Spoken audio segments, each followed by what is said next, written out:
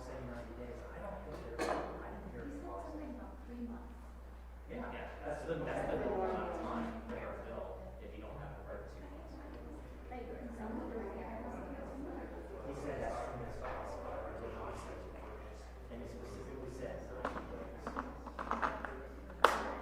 Yeah, there's no emergency. When there's an emergency, It says to declare urgency. so we missed it. Maybe they figured that the marijuana, the places, or 90 days to prepare. Maybe. I mean, that's still gonna get lost. Oh, yeah, by 6 months.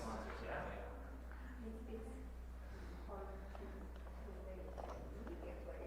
They were saying that. Oh, you can go by tomorrow.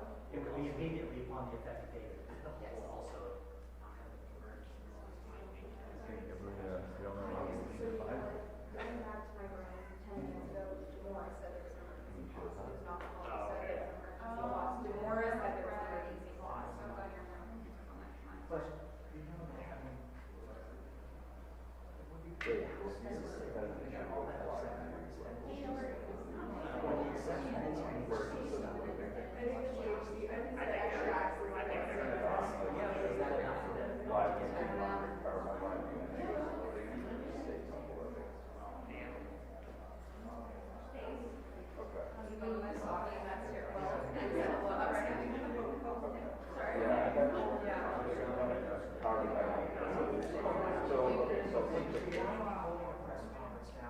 And then it shows like it goes to a picture and then it stays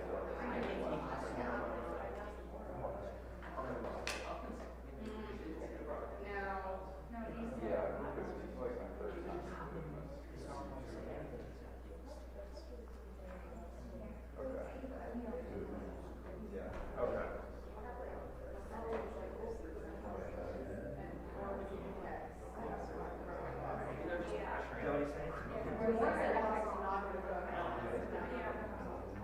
But yeah, I mean, it's not going to be any other option.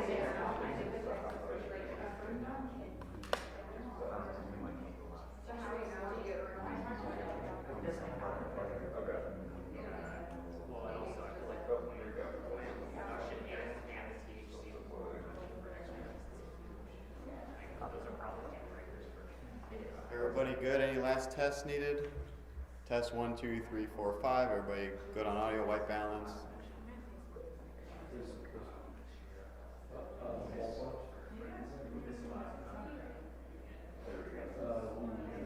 there's no sharing. I gotta take, I have to share a picture. Yeah, if you're only allowed to have 6 players, you go to one share.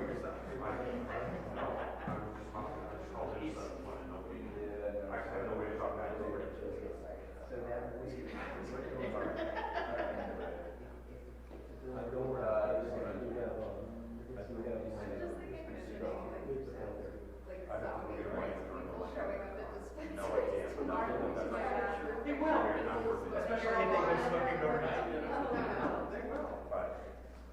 And then they'll be all saying, you guys lied to us. That's right, I showed up and they wouldn't let me in. So you can hear this? Correct me if I'm wrong. Think a lot It of says it may be All right. the medical marijuana places can sell you product. It doesn't mean they're selling you the kind of product. No, so they could only sell things that are within the limits of adult use. Which they could sell, yeah, they could, but they couldn't sell them like there's an extract of it, or without the 35%. Correct me if I'm wrong, but doesn't it think that there's nothing that you can buy now that can be marijuana so that you shouldn't smoke? No. Well, no, you can buy plants. But not, it's my understanding, it's not the kind that you can smoke. It's plant material that you can make into brownies and juices and stuff like that. You can still, they do not sell you what you can. Yeah. So, I didn't know that was a big thing when.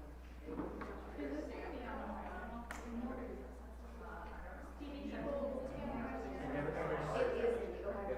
yeah, it's, and that was in the medical marijuana law, they wanted to make sure it was possible. And set this thing up, they made it so that. You should go. Those two. Coming back. I was like, okay, I got it. You're good.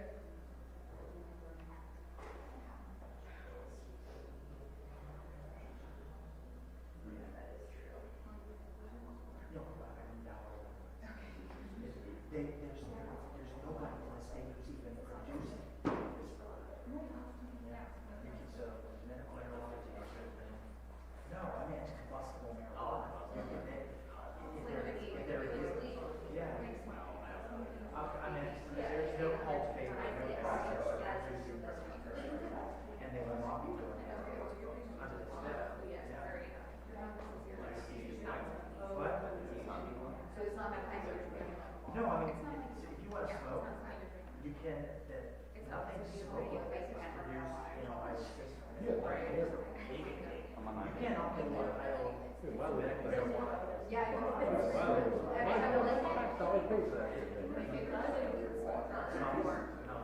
not that kind of thing. And then there's nobody licensed in Ohio to produce it. So, I mean, essentially what you're gonna do is gonna go and get everything. Yeah. So issue 2 was 90, they changed it to 50 on Monday, we were confused. Because right now it's all away, it's 50% for extra. It goes from 25 to 35. There is a tip. I thought the whole point was that you. But they had the extra the same. Extra still the same. You can buy flour.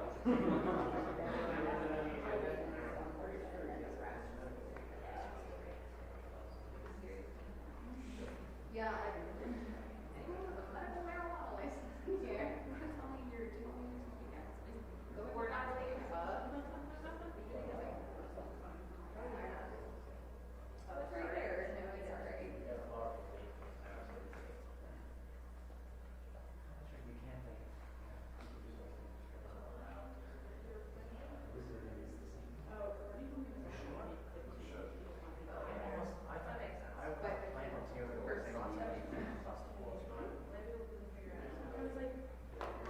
Hey, everybody stand by.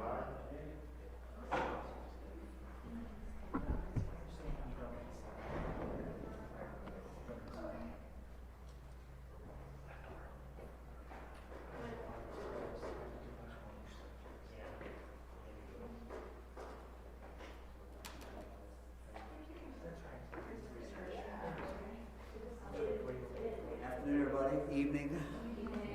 Yes, it's evening. Everybody's set?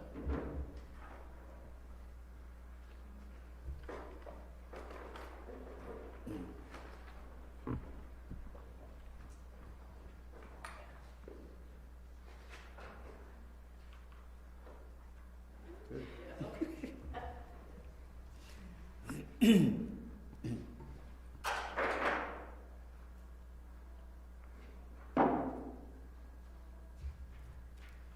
The day after the recent election, I said that, of course, we accepted the will of the people of the state of Ohio in regard to their desire to have legal recreational marijuana in this state. But that we also had an obligation to make sure that this was done right, that the program was implemented properly. The majority of Ohio voters wanted to be able to buy marijuana in a legal manner. They wanted to minimize the black market, whether it be illegal storefronts or corner drug dealers. And the proponents of issue 2 specifically stated that they wanted recreational marijuana regulated as alcohol is regulated in the state of Ohio. We have an obligation to implement a safe, legal market in Ohio for those people who want to use recreational marijuana. But we also have an obligation to protect the rights of those who don't want to be exposed to it. The day after the election, I met with the Ohio Department of Commerce Director Sherry Maxfield, who is here with me today, as well as the Ohio Department of Public Safety Director Andy Wilson, who is also with me, as well as Dr. Bruce Vanderhoff, Director of the Ohio Department of Health, met also with their respective teams. And our purpose was to talk about the language that was in the initiated statute and to hear the concerns that they might have, concerns about the difficulties in its implementation and the risk it poses to Ohio families and Ohio children. We immediately began discussions with Senate leaders and with House leaders about ways to meet our obligation to the people of the state of Ohio. Yesterday, in this room, we had a very lengthy meeting with Senate and House leaders and staff to discuss issues in great detail. The bill before the General Assembly, while respecting the will of the voters, the bill that was just passed out in the Senate committee, while respecting the will of the voters, deals with the practical challenges of implementing its program and protects as best we can our children, our families, and those who don't want to be exposed to marijuana at all. It's very important, I believe, that this bill that is now in front of the Senate pass and become law. And it's important that this occur as soon as possible. Let me talk about where we will be tomorrow without the enactment of this piece of legislation.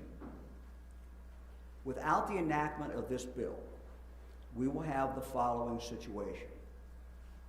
While it will be legal for Ohio citizens to possess marijuana, there will be no place for them to legally buy it. This bill deals with this, and it deals with it by speeding up the time frame when adults will be able to purchase recreational marijuana legally, thus reducing the opportunity for the black market to flourish. And as I've talked to the director, one of her big concerns is the fact that this black market will just take off. People will be getting it from many sources, none of them legally. The consumption will go up. People will be able to use it, but they won't be able to legally buy it anywhere. We do not need an expanding black market. Without this bill, people could be buying marijuana that has fentanyl in it. The leading cause of death in the state of Ohio of overdoses is fentanyl, 80% of our deaths. It could be marijuana with pesticides in it, metals in it, other toxic contaminants that we know are often found in black market marijuana. Next, without the passage, without the passage of this bill, our children may be exposed to marijuana smoke in any public place. For example, while waiting in line to see the Nutcracker at Playhouse Square in Cleveland next week. Another example might be while enjoying any of the numerous Christmas public light displays throughout the state of Ohio. And each of us, I'm sure, can supply our own example. Further, without this bill, we're going to see more and more signs and billboards for illegal marijuana, including ads targeting our youth.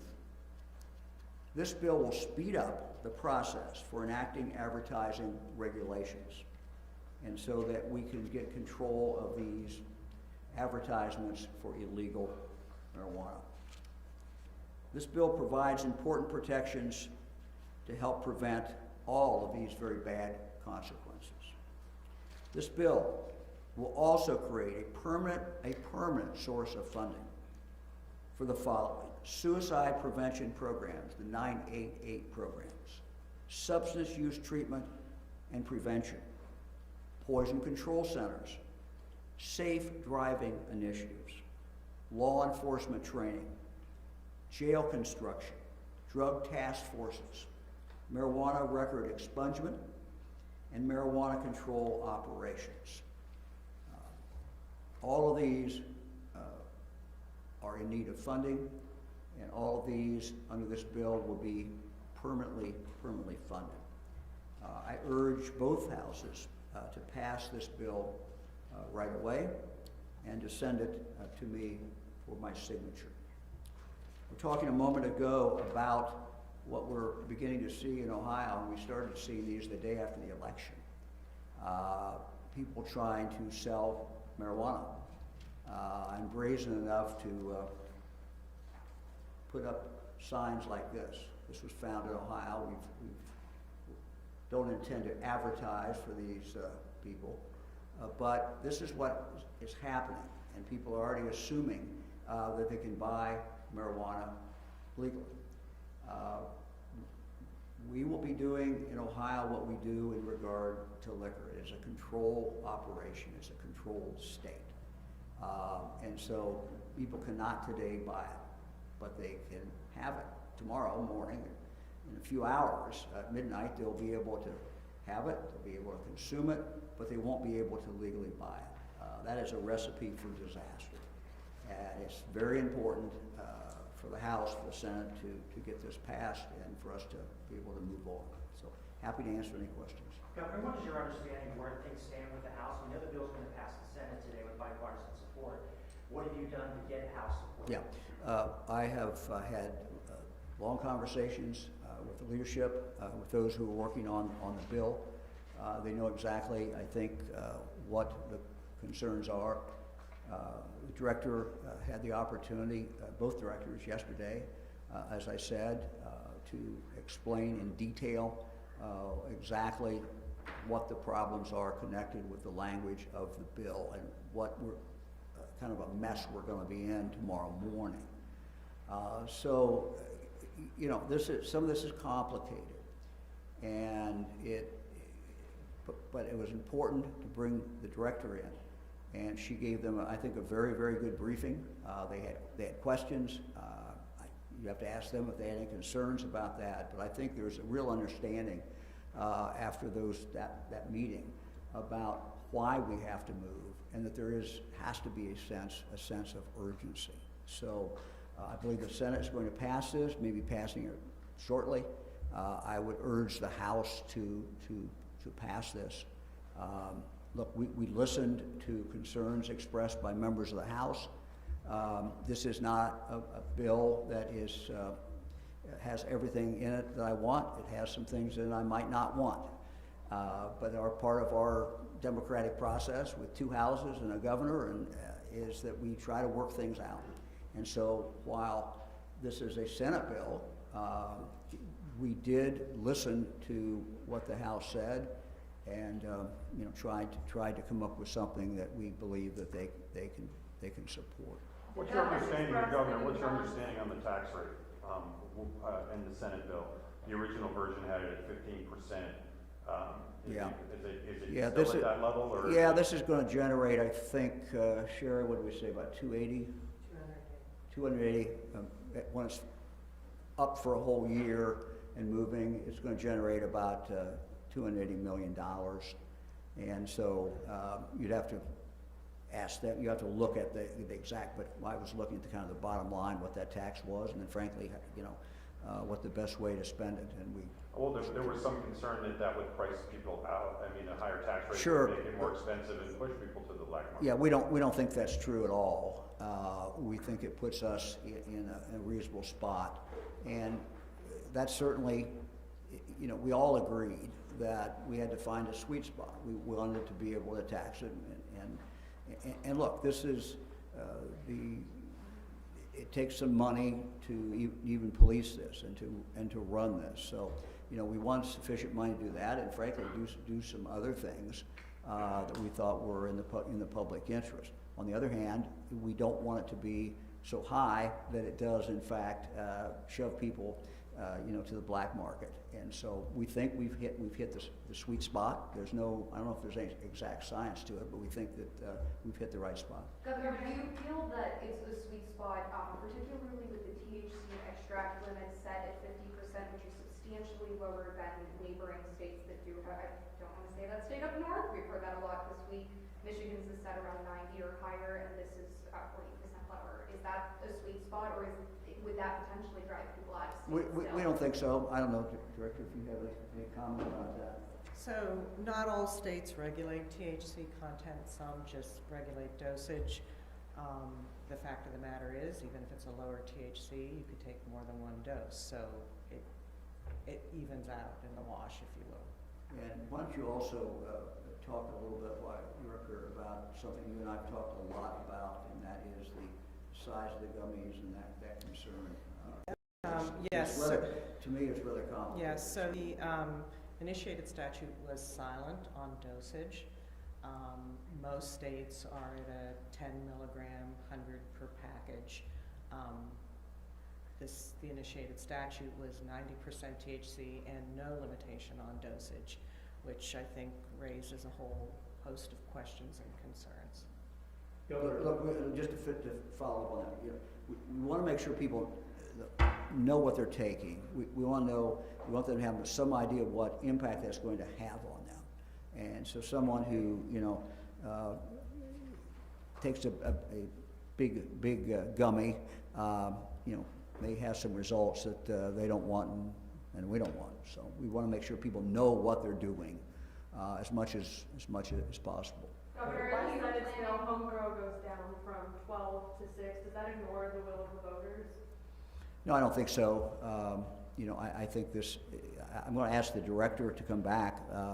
Look, I would prefer no homegrown, but once again, you don't get everything you want in the bill, and this is a question of compromise. But what I want the director to do, though, is to tell how much marijuana this actually is. But I think it's important in the discussion. All right, so home grow is supposed to be for personal use. You're not supposed to be able to sell it or even give it away. A mature plant, home grow, will produce roughly between 75 and 100 joints.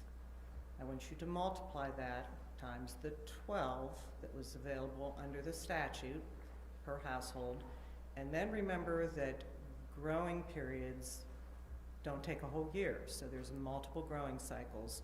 Most more sophisticated growers can get 3 cycles a year, so you do the math. It's a lot. And so what's in this bill is still much exceeds what a person would be able to consume themselves.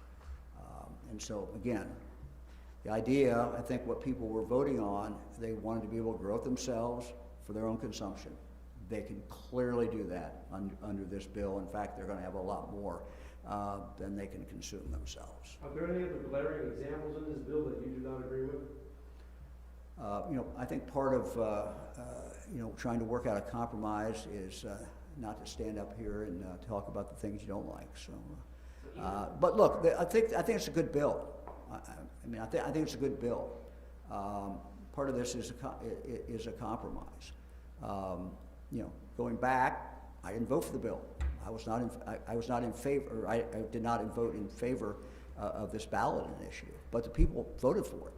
And as I said the day after the election, we have an obligation to follow the will of the people, unless that's changed at some point. But we also have an obligation to make this work and to try to protect people who, you know, don't want to be exposed to marijuana smoke, but also the people who are consuming marijuana, to make sure that it's pure, that is, in fact, it is safe. And so all of these changes, a whole bunch of the changes, I think, bode well for those objectives. The objectives we have, I think we're meeting with this bill. I think it's a very, very good bill. And you know, it's imperative that this thing get passed. What we don't want is a situation where the black market grows, and we don't want a situation really where people don't know what the rules are. And we just need to get this done and, you know, help get it out for the people of the state of Ohio to understand exactly what's in it, and we'll move ahead with the implementation as the people ask us to do. Governor, are you planning on asking the House to reconvene tonight? They adjourned until 9 a.m.? No, look, I think, you know, I'm not going to tell the speaker how to conduct the House. You know, I think the important thing is that this gets passed. And, you know, if it's tomorrow, that's okay, but what we don't want is this to go on day after day. We don't want a situation where, you know, this just doesn't get passed. This needs to get passed. So does this need an emergency clause? Because even if it did pass tonight as written, it would still take 90 days for it to go into effect. That's right, but again, it's a real signal.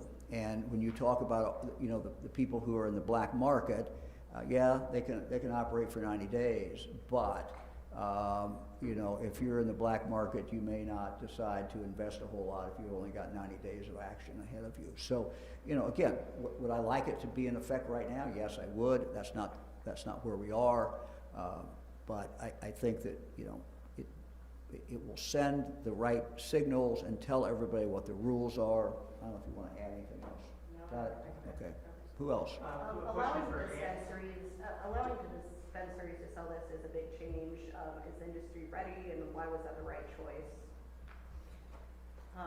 So actually, shortly after it passed, I had several members of the industry come to me and say, could I do this as a pilot program? And I reminded him how we're ruled by laws, and I couldn't just do that on my own. I think they will be ready, and obviously, if anybody isn't ready right away to sell rec, we're not going to make them, as long as they continue to keep their doors open for medical purposes. That would be fine too. Did you look at other states, how their best practices and how they handle this?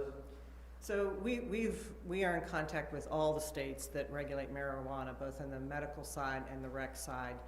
To the governor's point about the delay, I'm going to use New York as an example, and for those of you who follow this issue, it's pretty well known. It took a long time to get the program up and running.